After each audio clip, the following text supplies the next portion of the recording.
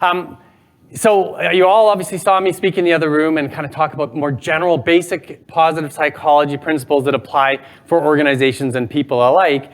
And this presentation is going to be more about how do we apply some of this basic positive psychology stuff to our groups of workers. And I take it that probably everybody in the room's got direct reports reporting to them, yeah? Yeah, cool. And is it easy to be a manager? No, doggone it, those people are a pain in the butt. I'd sooner manage objects more often than people, right? Even the technology that drives me nuts in my home, like my Google Nest, I've got 6 of them in the house, and there's always one that's arguing with the other ones, and you're going like, I would sooner argue with that Google Nest thing that I have no clue about how to have a relationship with it than argue with a worker who's not on side, right? We've all been there.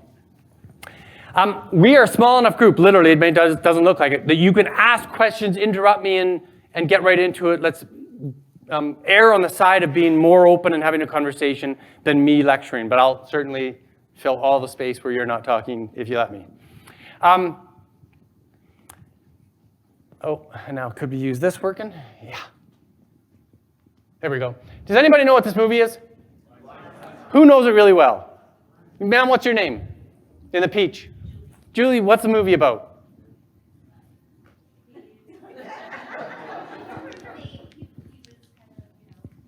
Nice and loud, Julie. It was a small room. We can do it. Project, she took him in, and he became a great football player. This young man is from the projects. Had crack mother, had 12 kids, and Sandra Bullock, who won an Academy Award as Best Actress for this role. Who is she? Anybody know? A football mom. Yes, Speed. Yes, and this is based on a true story.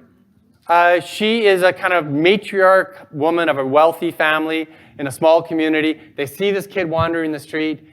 They give him a bed. Eventually, they adopt him. And he's this giant, giant young man who eventually goes into playing football. And I'm going to show you a scene from the movie. Hopefully, we can get the sound to work decently here. You might need to turn it up a ways. And it's an important clip from the movie that basically thematically catches this talk. So let's check it out.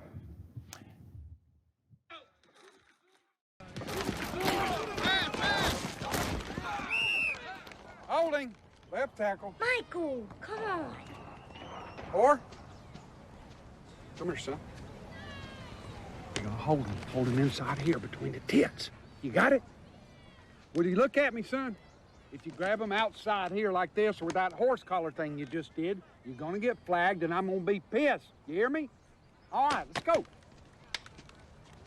Baby, wash my stuff, all right? Okay.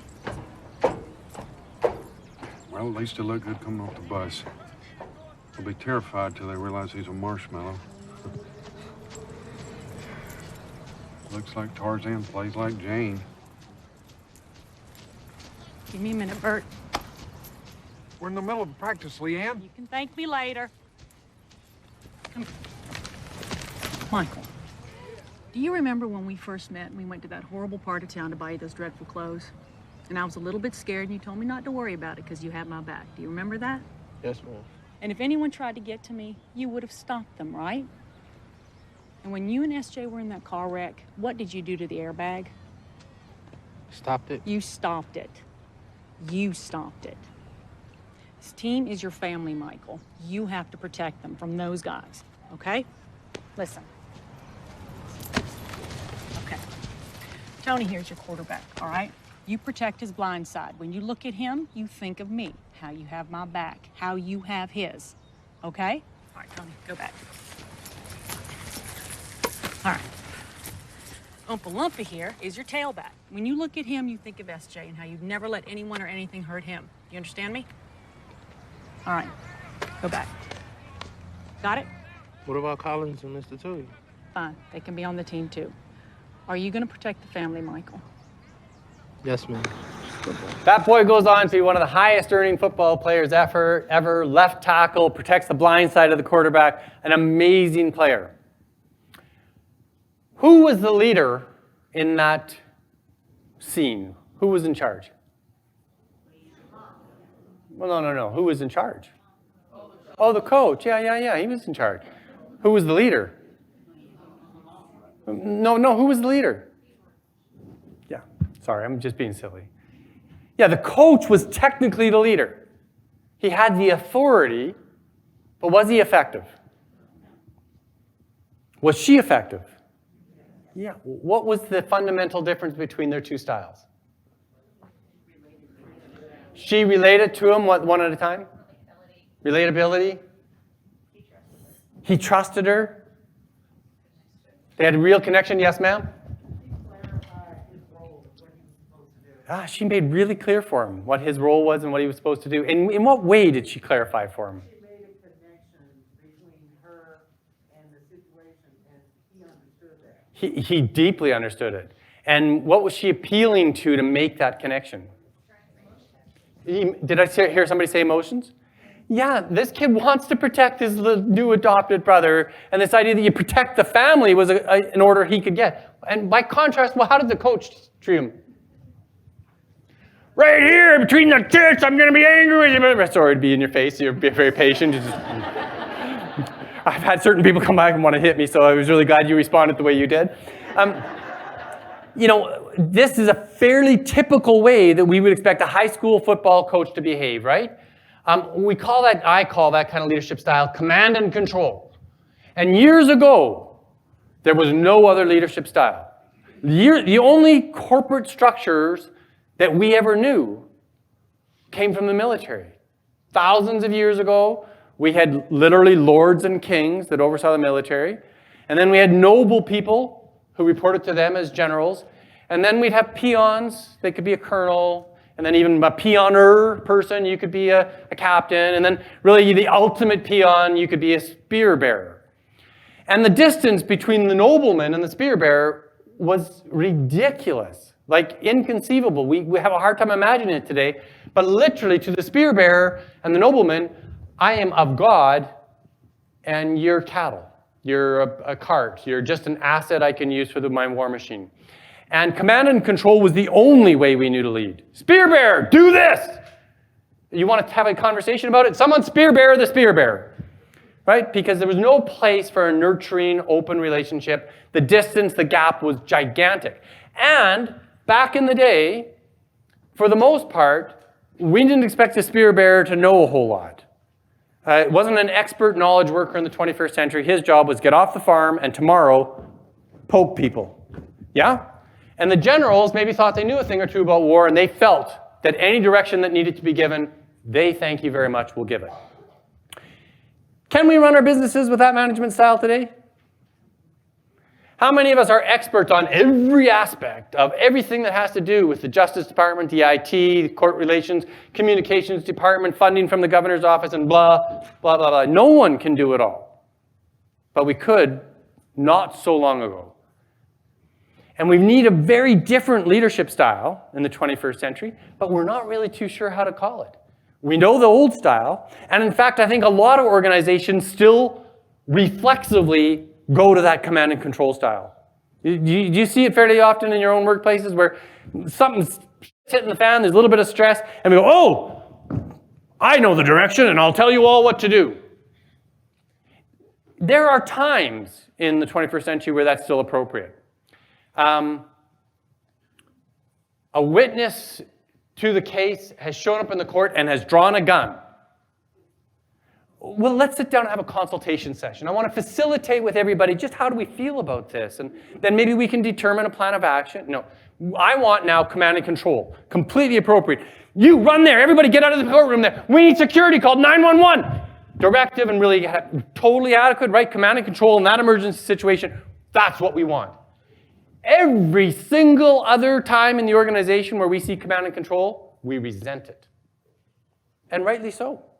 Are you all high caliber, qualified, excellent professionals in your own right? In a non-emergency, you don't want to be yelled at and told what to do. Is that fair? And yet we still see this default management style, even if sometimes it's muted. It doesn't sound quite as commanding as it was before, but it was, oh yeah, things are a bit of a crisis here. And what's your name, ma'am? May, I really want you to go down and do this, and then that, and then this, okay? Cool, May, thanks. I feel like I'm being a good leader. But what if May's already saying, what were you saying? I don't think I'm allowed to say that. Very good. May, are you a solid professional in your own right? What's your role?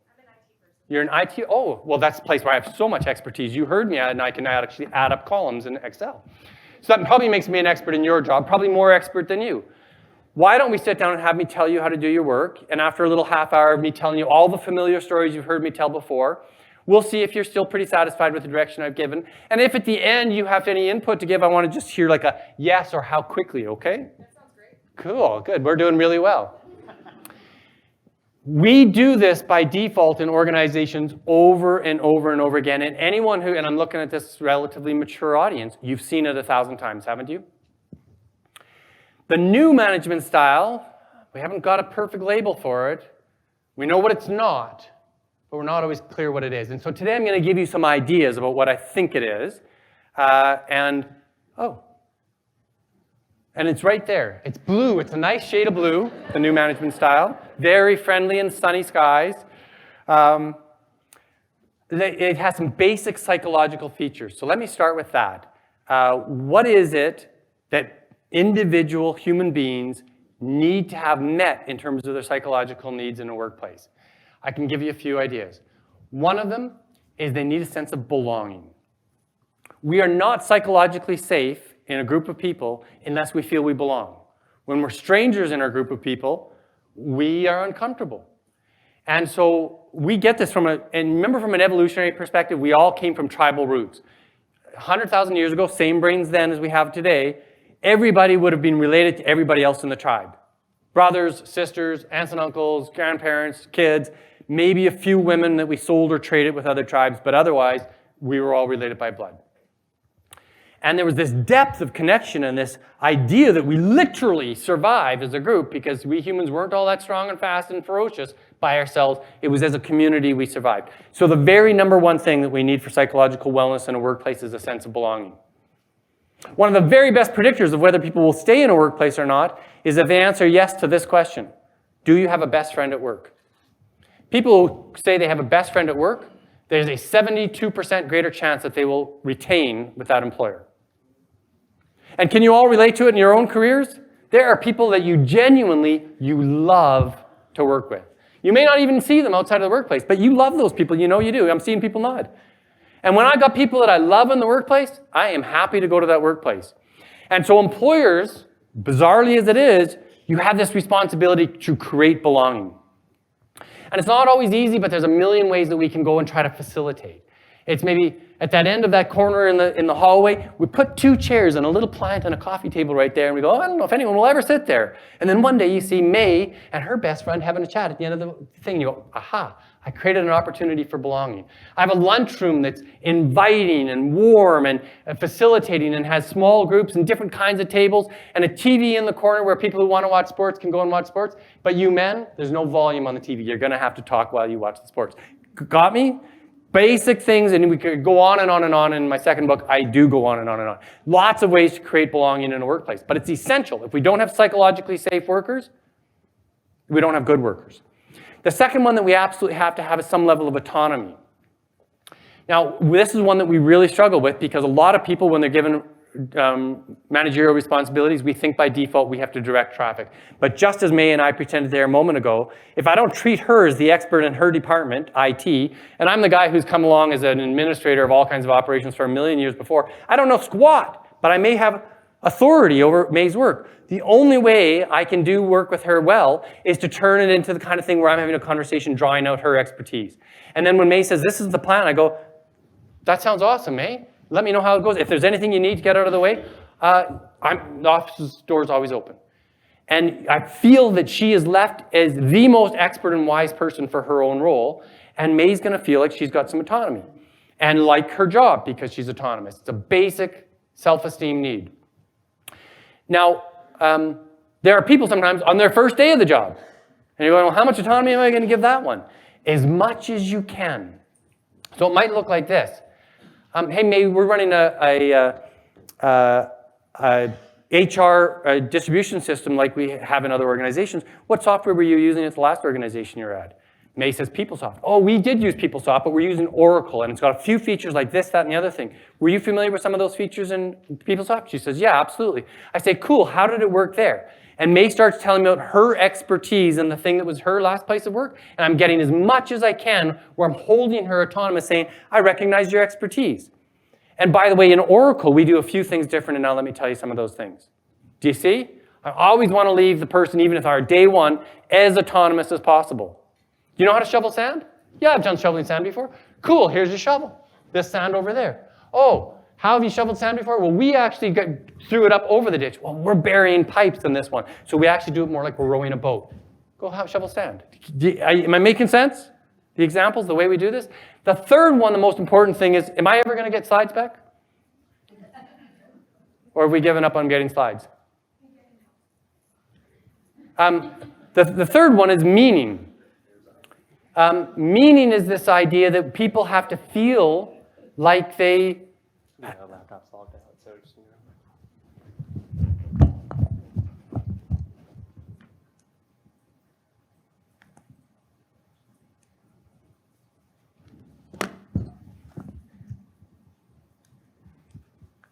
Man needs glasses in the modern world to do anything.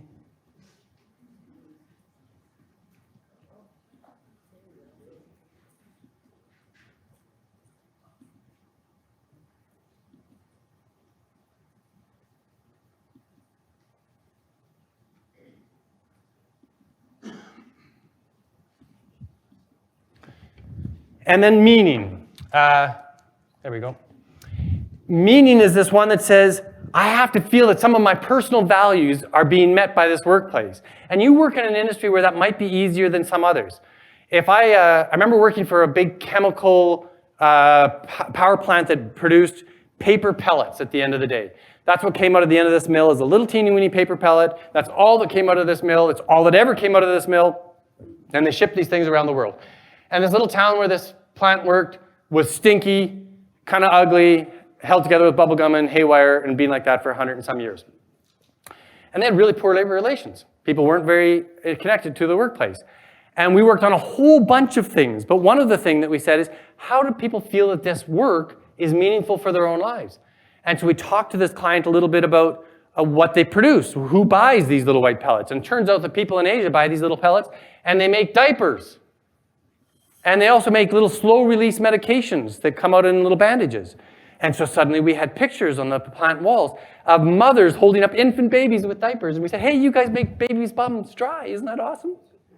And we said, oh, hey, you help people who are cancer patients getting slow-release drugs. This is important work. And I don't want to make it simplistic and say a few posters did it all. But we found ways to appeal to their values.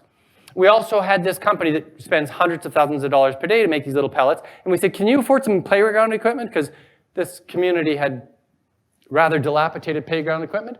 And so they bought $20,000 worth of gear, and the employees built the playground in their community that was such a point of pride. Front page of the newspaper for every step of the way as they built this thing for this little community of 2,000 people. Having the work appeal to people's personal values. Now, for you, it's probably easier. Can you appeal to fairness? Justice, good order, intelligent conversations about things that should be happening, and the idea of fairness. All these kinds of things that probably many of your workers, your employees, can find as meeting their personal values. The tricky part is that everybody's values can be a little bit different.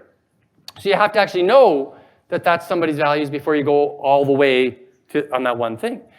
But one of the things might be to say, I had a worker one time who was a wheelchair athlete.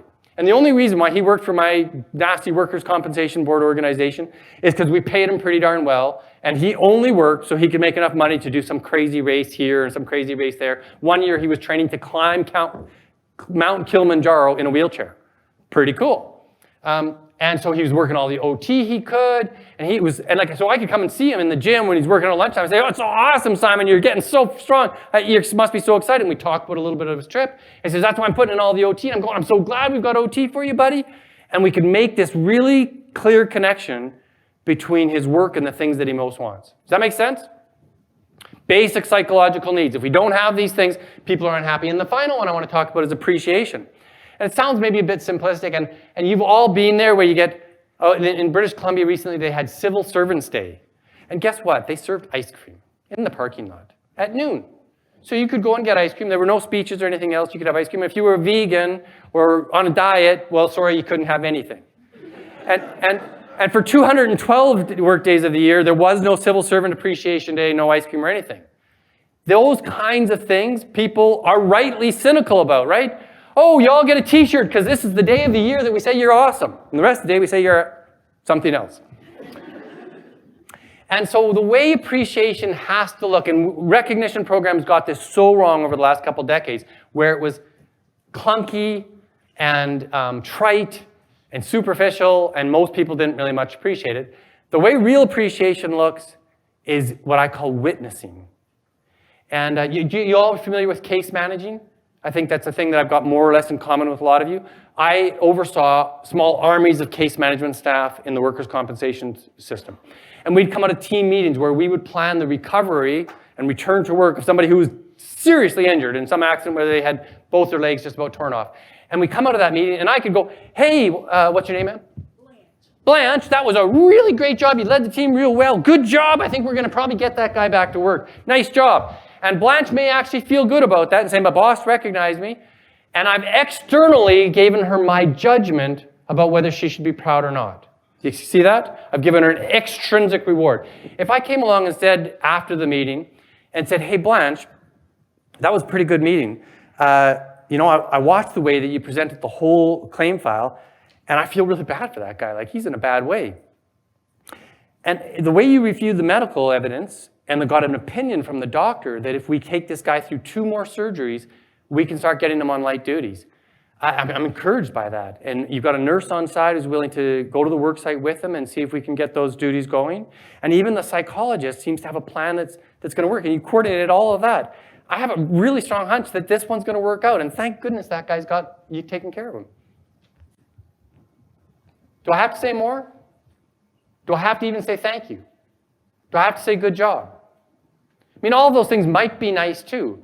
But the best thing about what I did just there is I witnessed Blanche being friggin' awesome. And by showing her that I witnessed it, I don't have to tell her that I think she's good. I said it, and I said it in enough detail that she intrinsically now owns it.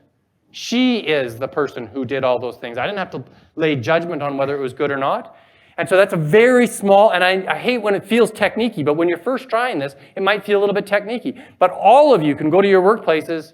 When do you come back out of this conference? A couple days from now? You can go back to your workplaces on Thursday or whatever it is and practice witnessing rather than thanking. Do you see how effective that is? Does it make sense? If I had more time and we were in a workshop, I'd have you do a bunch of work in small groups witnessing one another. It's super, super, super powerful because we put the benefit of the conversation into an intrinsic reward where the person sees themselves better. True self-esteem. Make sense? Awesome. There are a few other psychological needs for the workplace, but these are the key ones that when we don't have them, morale fails, people get less motivated.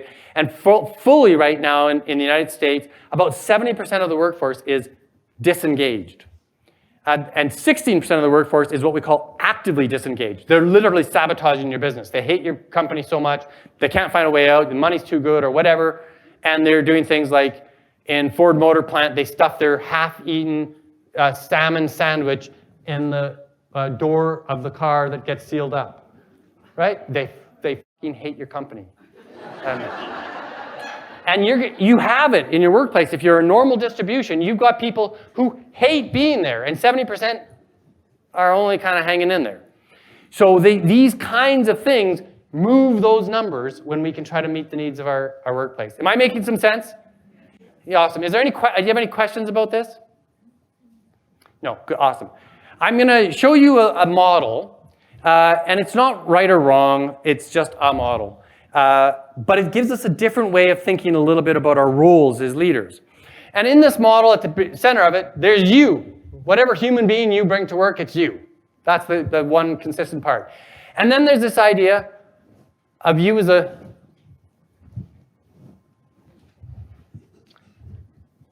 where are you? There you are. You as a manager.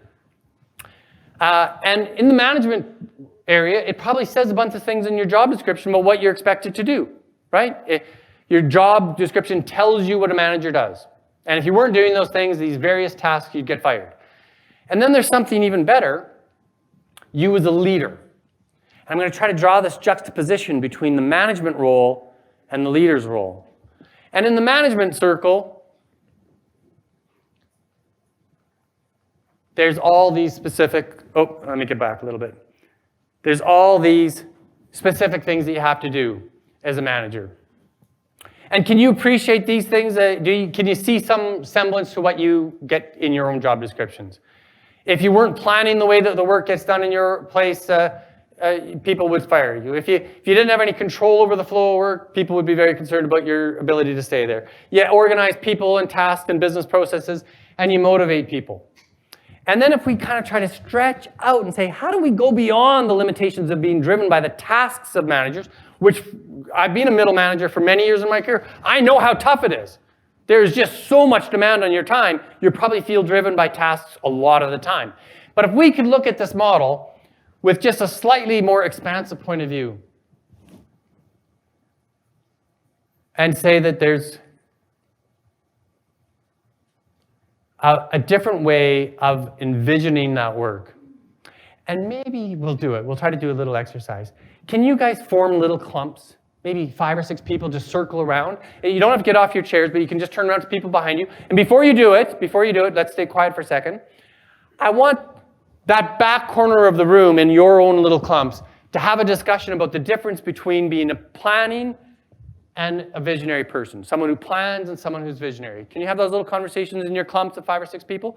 In this group here, can you have a discussion about the difference between controlling and facilitating? And in this group here, how about a conversation about the difference between servant leadership and organizing? And here, this front group, you're my smart, really hardworking group. I'm giving you the hardest one. I want to have the conversation between motivating and coaching. I'm going to give you about 4 minutes, so quick conversations. Stay relevant, stay on your topic, and look at the differentiation between these 2 words. Make a group.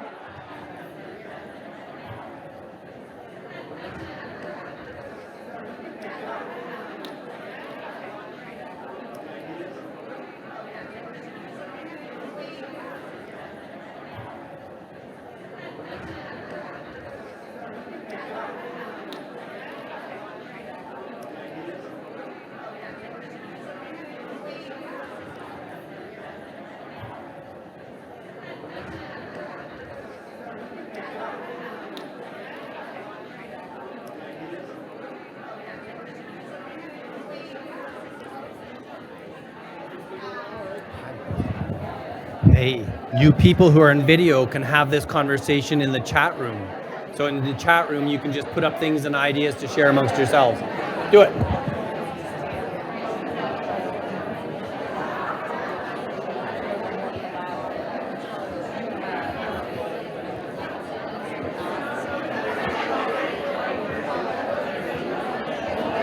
So you guys all look super, super smart. I'm going to let you in on a secret. Isn't that awesome? I just knew it. I'm come here to witness it. The way I mean the word coaching is less how we see it in sports, where it's very directing. Rather, when we're coaching professionals, we hold them as the wisest, smartest person about their role. And so the traditional tools of motivation are carrots and sticks. So you're going to get demoted, you're going to get fired, or, oh, here's some more money and a new job. The tools of coaching are mostly open-ended questions. Well, how will you approach that thing? What's worked best for you in the past? That kind of stuff. Does that make sense? Okay. That's your answer. I'm looking to you.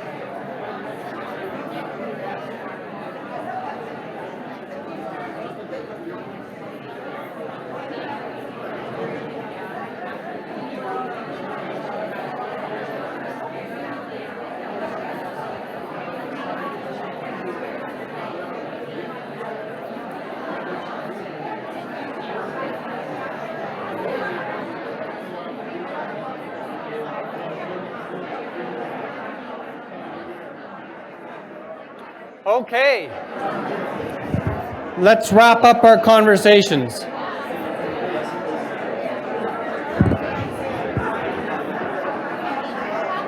Was it productive? Did you have some good stuff?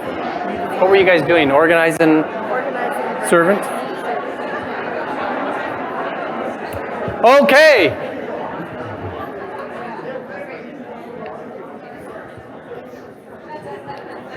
Hey, I like the energy of this group. You guys, I could tell you really made productive use of that time. I was almost sorry to interrupt it. John, are we going to give the mic out to people? I have a woman right here. Her name is Debbie, and she's going to talk a little bit about what her group discovered from a organize versus serve perspective. What's the difference? Can you hear me? Yeah, you can.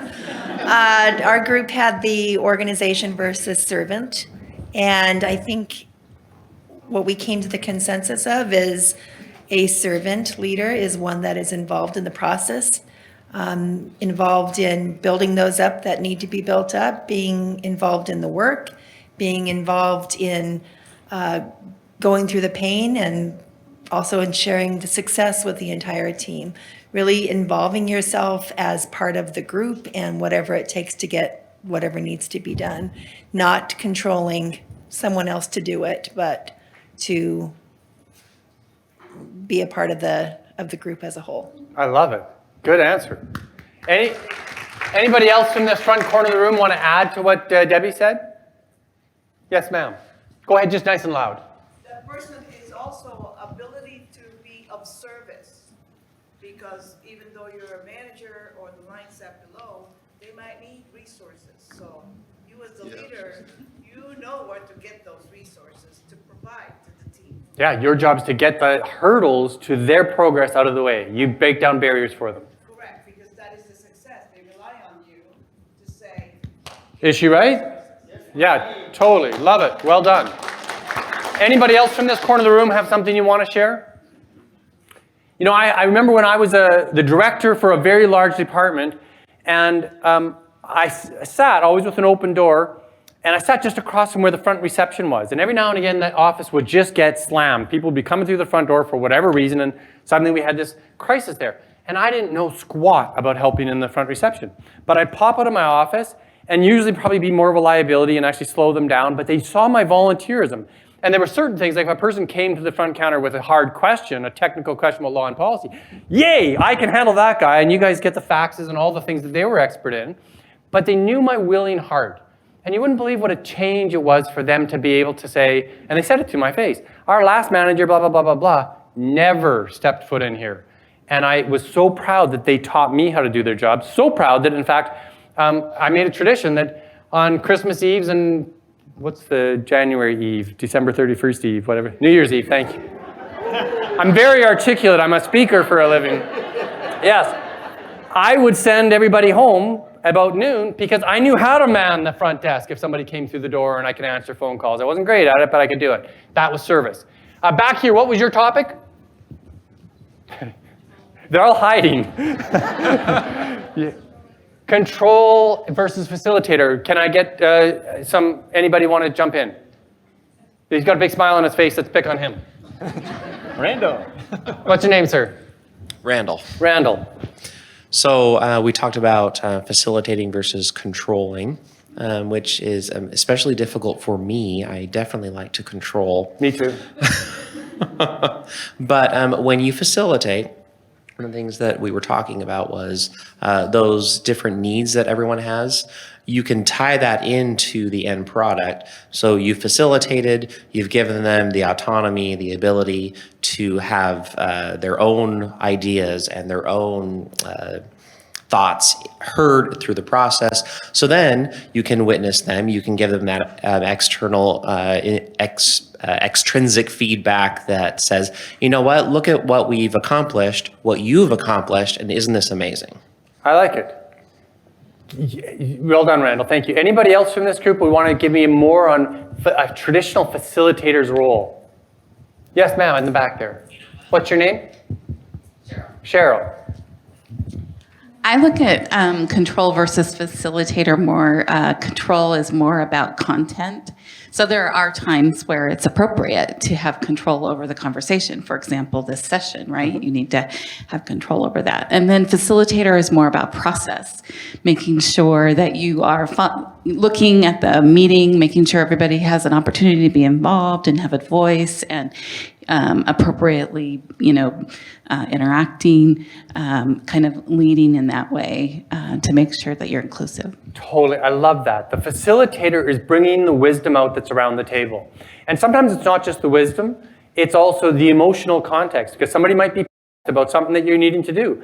And I want that to come out on the table rather than it being yelled about or whispered about when we get out of the meeting. Let's get it all on the table now, and a good facilitator says, there's expertise in the room, and there's also feelings that we need to express as a team. This is where we have it happen.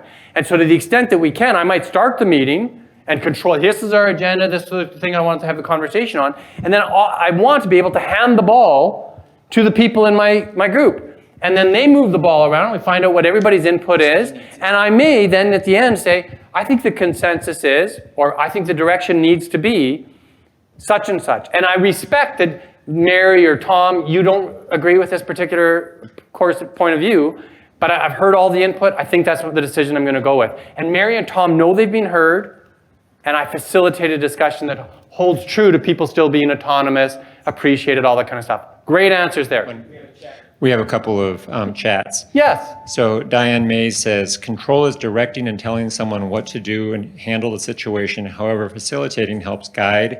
Let the person or group reach the same conclusion to handle the situation using their expertise to get there. Love it, Diane. Well done.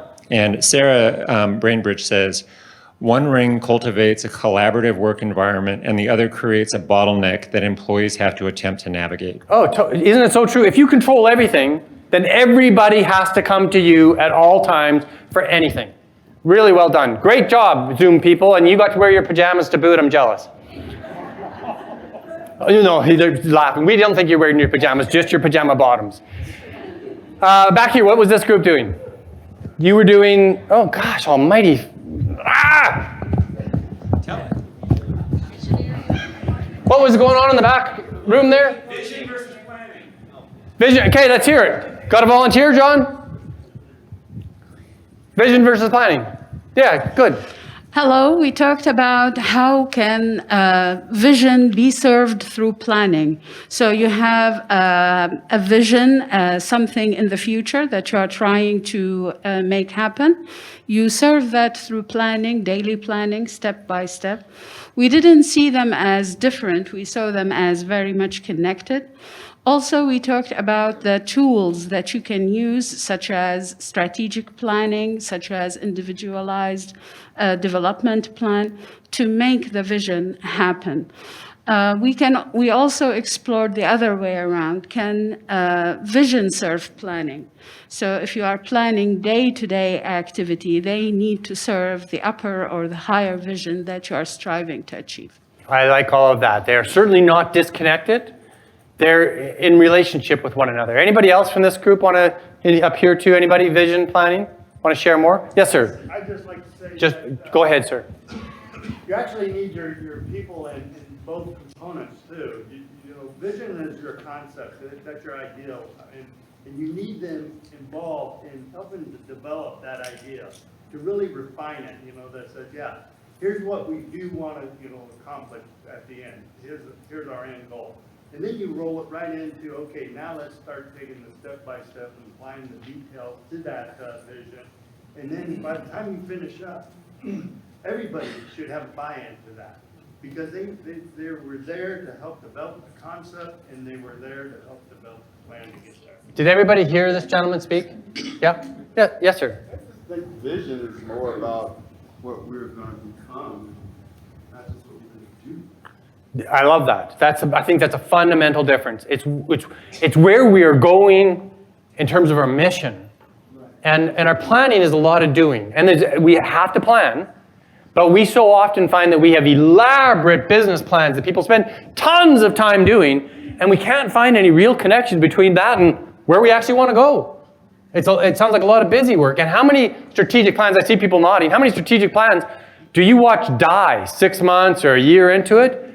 The American military had a really interesting experiment in the 1990s. They had the most expensive war game ever.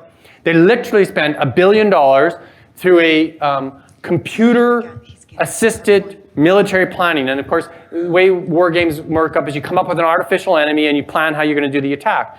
And it was elaborate planning for over 3.5 years. And everything that they wanted to input for their plan went into this computer, and variations that then occurred in the battlefield, the computer would say, here's the contingency that we long ago looked at, so that you could get this real-time feedback from the computer. And really, really, really late into the war game planning, people said, oh, we forgot to get an enemy. And so they took this lieutenant colonel from the army who was recently retired and said, can you be the enemy for this artificial thing? And you got $1 million, you can bring some people in to help be your players. And he was the dictator for some little third world island, and the entire American forces were going to go and take over this island. And they had such a fundamental different strategy. This guy had few resources, but he had some people he really trusted that he brought on his team.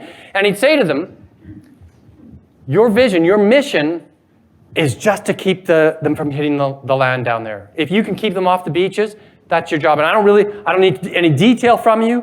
I only want to know if you're winning or failing. And if you're failing, just let me know, because I need to know that they're now coming up the hill towards me. Clear? Yeah, and you're holding on to the Parliament buildings. It's our last place that we must protect. And we've got these limited resources, and we know the Americans are going to come from these various ways. That's your only job. I don't need to hear from you. You've got your resources. Use them how you like. Just let me know if you're either winning or you're losing, and otherwise. Do you get this? Whereas back in Washington, people were going, oh, well, we ran out of water on the boat on our way to the thing. Well, okay, hold on for a bit. We'll check the computer. I'm only slightly exaggerating. Oh, we took more casualties than expected coming into the island. Oh, hold on. We're going to make decisions in Washington, where the planning actually stood in the way of getting to the vision. And the really great vision from a military commander who should be, see that island right over there? No, everybody come beside me. I want you to see that specific island. You see it's got 2 palm trees and it's slightly higher on the left-hand side. Everybody got it? Go fucking kill the people on that island. Right? And if they're all experts in sorry, I'm glad you laughed. If they're all experts in the thing that they do, they're going to go get that island. And they don't need Washington, the Pentagon to make the decision. And the same is true for your organizations. The degree to which you're really clear about the vision, the things that cement it, we will always give fair outcomes. We will interrupt the processes, we will reschedule, we'll do whatever it is so that there's fair process. I don't know if that's a good example for you. But if there's unifying visions, then the planning happens accidentally or after the fact and by the people who are most expert in that area. They just know clearly it's going to be a fair process. Yeah, makes sense? I know I don't want to cut you short, ma'am. There was a comment back here. It was pretty much the same thing, but the point we were discussing was the visioning process we spend so little time on compared to the planning. Just pretty much what you were saying. Everybody here that spend years and years, sometimes millions of dollars of bureaucratic waste doing planning, and we're very little time. And in fact, you may not be invited to any vision conversation at all because the CEO dreamt it up and wrote it on an envelope a year ago, and now everybody thinks it's verboten, it's got to be done that way. And if as a senior person in an organization, how far out should our vision be? I mean, if you're a big enough player in an organization, think of Joe Biden, the President of the United States. He should be considering his choices a generation or two into the future. If his vision is for next year, we got a problem, Houston. And then he works just that way. The vice president of the company maybe is looking 3 years out. The director is looking 1 year out. And the line supervisor is looking a month out. And the very frontline people, it's today. Does that make sense? And it should all relate that way. Finally, I want to go up to this front corner. How am I doing for time too, John? No phones or anything on me anymore, no watches. 15 minutes. Coaching and motivation, what's the difference? Anybody? I see some people going, go, come on. What's your name, ma'am? Courtney, I like that name. So we talked about coaching as checking on family first because family affects how you perform. Can everybody hear Courtney? John, can we get that mic up here? Thank you so much. I used to live in a city named Courtney. I was very fond of it. in British Columbia, far, far, far away. Courtney, go ahead, say the same thing. We talked about coaching as in when you're talking to your employees to ask about family, right? Because family basically what's the word? See, the microphone got me getting crazy. Family affects how you come to work. So you want to make sure family's good. You want to make sure work is good. How do you feel about what you do? What do you do best? What can you work on? How can I help you do what you need help with? How can I give you the tools? The lens through which you're seeing the work is the human who's doing the work. That's what I think I just heard you say. And it's them as an individual who have families and private lives and obstacles that they need to overcome. About motivation as being, here's something new. I'd like you to work it. You can do it. Please come to work. What can I do to motivate you to come to work? You guys get that? Here's coffee and candy. Are you going to be here this morning? Right. Motivation, or a reason, incentive to come to work to do what it is. And maybe ultimately, as the manager in your job description might say, I can give you a promotion or more money. Right. And so that's the carrot. What are the sticks? Kicks in the ass, right? Yeah. Oh, you're not doing a good enough job. John, come on. Get us some light that works, John, for a cup. Or you start doing additional training or repeating trainings. And ultimately, I can fire you. And those are the traditional roles in a manager's job description. Nowhere does it say, oh, and by the way, I would like you to have intimate knowledge of the children of your employees. But what a difference that would make. Yeah. It doesn't fall in your job description, but it sure falls in this area of coaching. Yes, ma'am, over here. What was your name? What is your name? Well, I didn't say you good or not. She says, "Oh, admit your name is good enough." I'm Brandy, and we were talking about the difference of motivate being kind of like the cheerleader on a team. You're on the sidelines, you're cheering on, yeah, you can do it, you got it, you're crushing it. But then the coach is someone who kind of teaches and helps facilitate and also connects with them. I gave the example of when my son was playing baseball, and the better coaches were the ones that really got in there and showed the heart and that they cared and taught the parents, things they could practice with their children at home. So the coaching is more of a personal, not relationship, but just connecting. 100% right. It's about how we relate to the individual.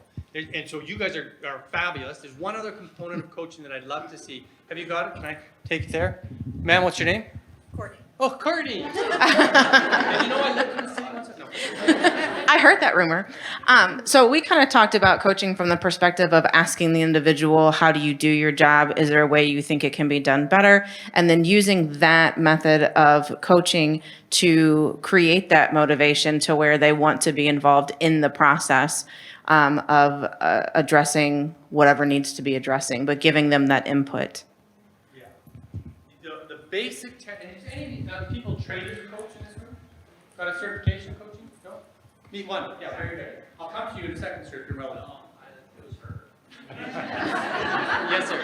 Okay, Lillian Triplett says, coaching is the process of training how to perform a task. Motivation is providing a reason to perform a task. Beautiful. Can you say it again? It's so good. Okay.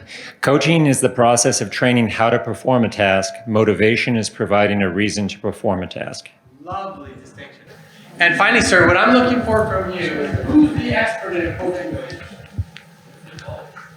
Who's the expert at the top? Well, you hope your kids are that you coach. Yeah, okay. You're talking about you've got experience as a sports coach, hockey coach? Good, okay, that'd be good. I don't think you're this answer, you give me inspiration. How many people know anything about hockey?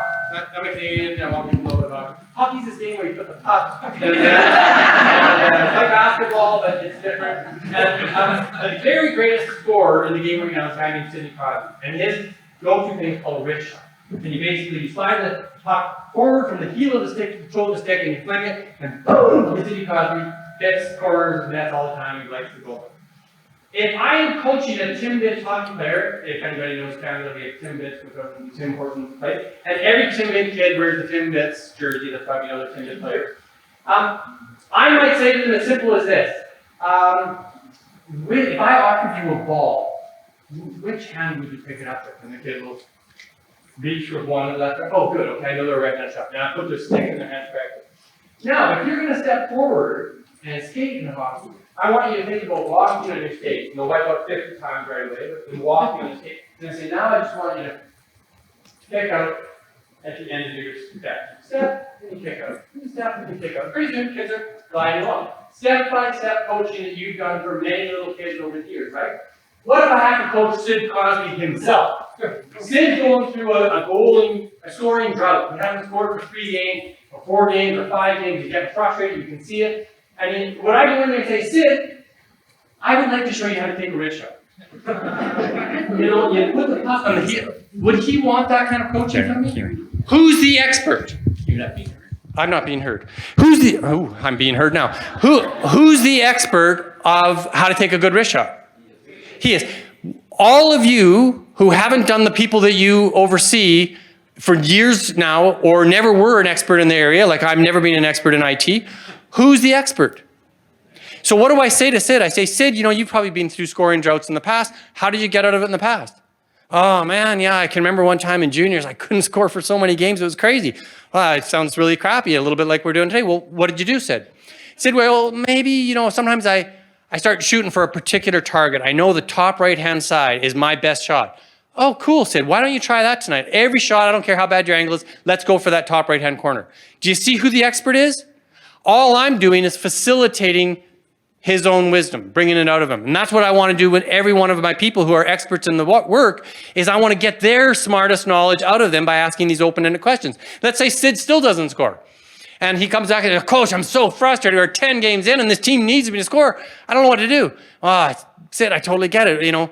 What ideas do you have? I don't know. Maybe I should get a new curve on my stick or something like that. And well, okay, that's an idea. What else have you tried in the past? Well, sometimes I just got to put enough friggin' pucks to the net and something will go in.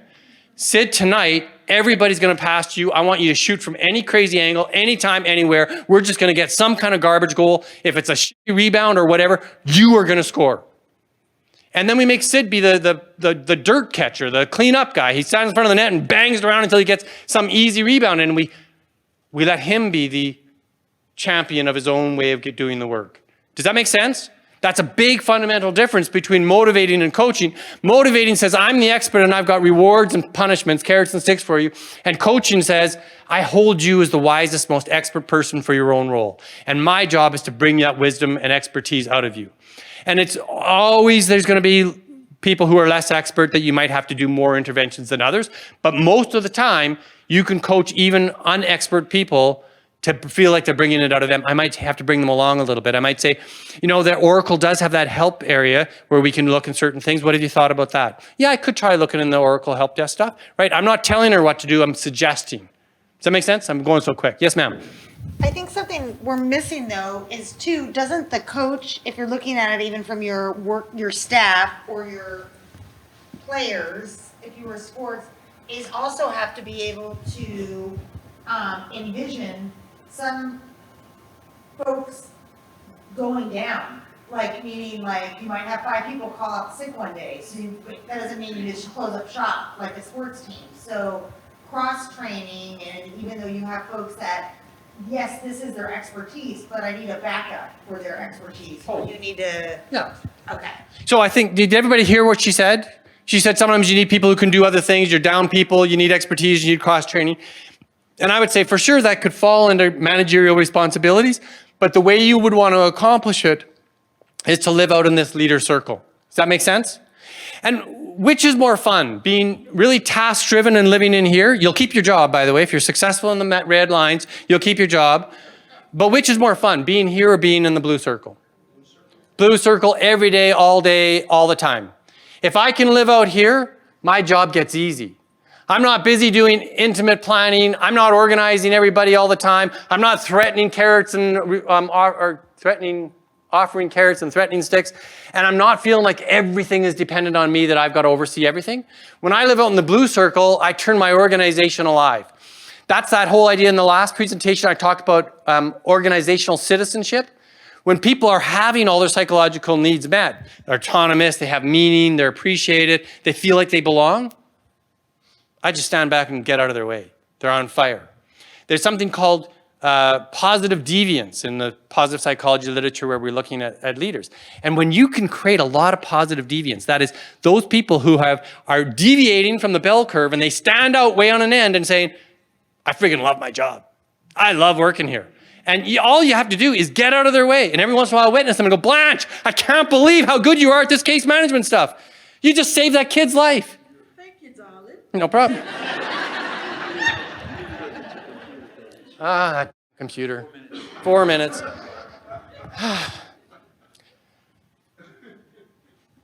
So let me say that this is the next thing in the model.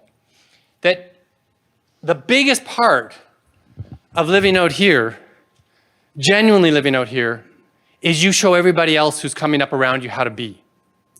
And then, and this is way more powerful than you think.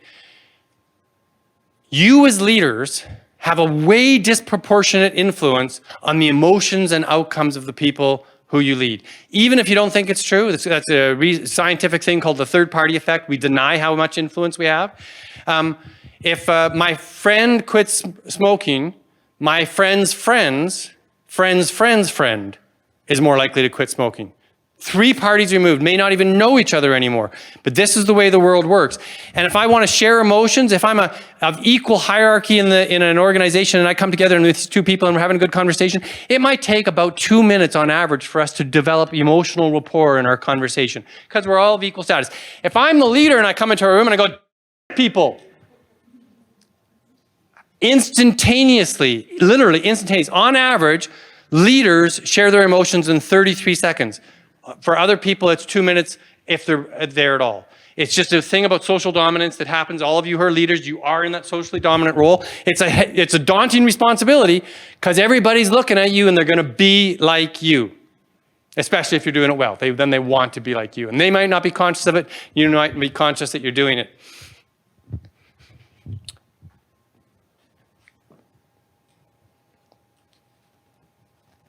I wonder if I can show one video. Do I have time? Yeah, we're going to show one really quick video. This is Saving Private Ryan. And people probably know the movie. They land on the beaches of Normandy.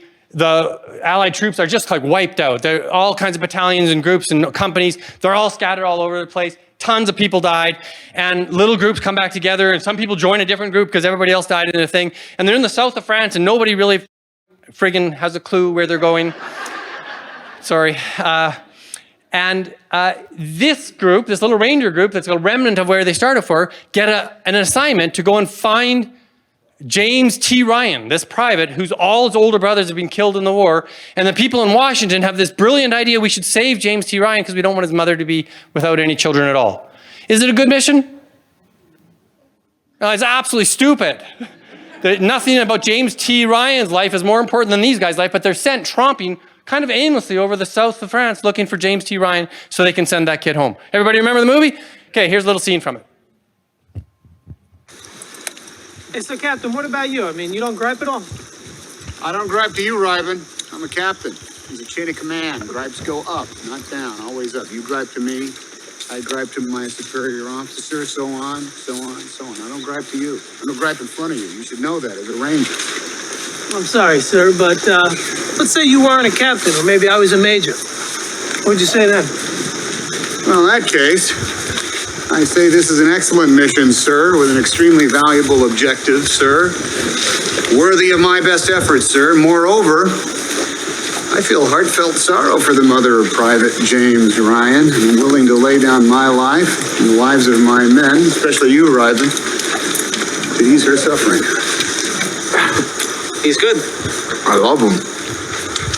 Now you remember in that movie, he is a deeply respected leader by these men. They don't all like him all the time, but they deeply respect him. And what does he do in that scene? One of the jobs that all of you have to do over and over again. You have to defend and support initiatives that suck, right? Do you? It's terrible. And we as frontline leaders, the challenge is to align ourselves with our people who we want to feel sorry for. We know we could go to the front of the room and say, yeah, I have to talk about this thing today and it sucks. You're all going to hate it because you should. And yeah, the vice president is a stupid idiot. But that might not be good for your career. Moreover, your people won't respect you.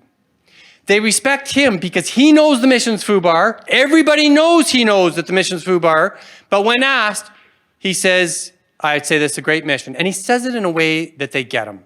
They all know what he really thinks. But he does not betray his chain of command. Do you see that beautiful example of great leadership? Yes, sir. You know, but the other thing too is that he's right in there with them in this whole point. He's not standing aside. And in spite of the fact that he's right in there with them, and you're so true, like he is a servant leader in the truest sense of it, despite of the fact that he's so in there with them, he does not become disloyal to his chain of command. He's still with the organization. And I remember sometimes in my organization, especially the shop steward would get up because she had certain extra permission to be publicly rude to me. And she would say, blah, blah, blah, blah, this is the worst idea in the world. And I would sometimes say to staff, you know, folks, just like all of you, sometimes I'm paid to stand here and say this stuff. And that would be the only comment I'd give her. And anybody who was smart and knew me in the room knew that I was doing my job today. I wasn't necessarily defending how smart this idea was. I knew it was FUBAR, but I did not betray the organization. Make sense? I would love to spend more time with you. Thank you so much. I'll send you on to your rest of your conference. I really appreciate it.